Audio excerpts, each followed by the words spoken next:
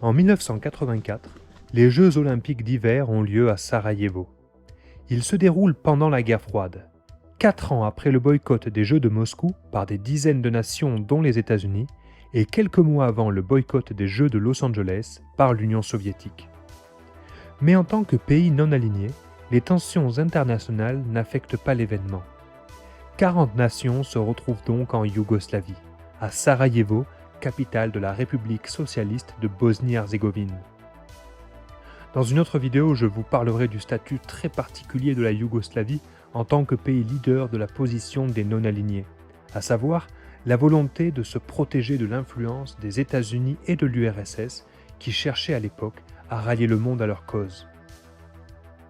Les Jeux olympiques d'hiver laissent un souvenir doux amer aux habitants de Sarajevo.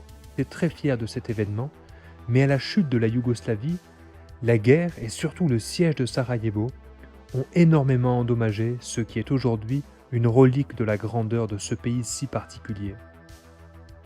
Aujourd'hui, les familles, au détour de leur balade en forêt, viennent se promener dans ces vestiges. Il y a vraiment une sensation qui m'a frappé, dans ces architectures si complexes et inconnues, pour nous profanes qui avons l'habitude de voir ces dédales derrière un écran de télé, dans le vernis de la modernité et l'extase de leur fonction initiale. C'est d'y déambuler comme dans les ruines de monuments antiques. Je me suis même surpris à éprouver la même mélancolie, ce frisson de mystère, comme un archéologue post-apocalyptique.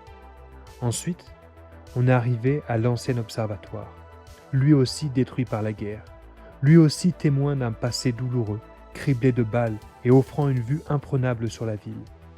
Il a servi de point d'observation pour les assaillants, les snipers et l'artillerie lourde contre les populations civiles pendant le siège de Sarajevo.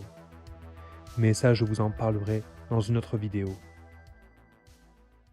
Bon, et ben j'espère que malgré le sujet grave de la vidéo, vous l'avez quand même aimé. Je vous avouerai que j'ai eu plein de galères, il y a tout mon matos qui se met à bugger en même temps. Donc on va un peu croiser les doigts pour la suite. Voilà, en attendant, je vous invite à faire un tour sur ma boutique, j'ai mis des nouveaux posters. Je vous invite aussi à liker, partager, commenter, enfin toute action qui serait susceptible de m'aider. Voilà, ça fait un peu la voix d'annonce dans les trains.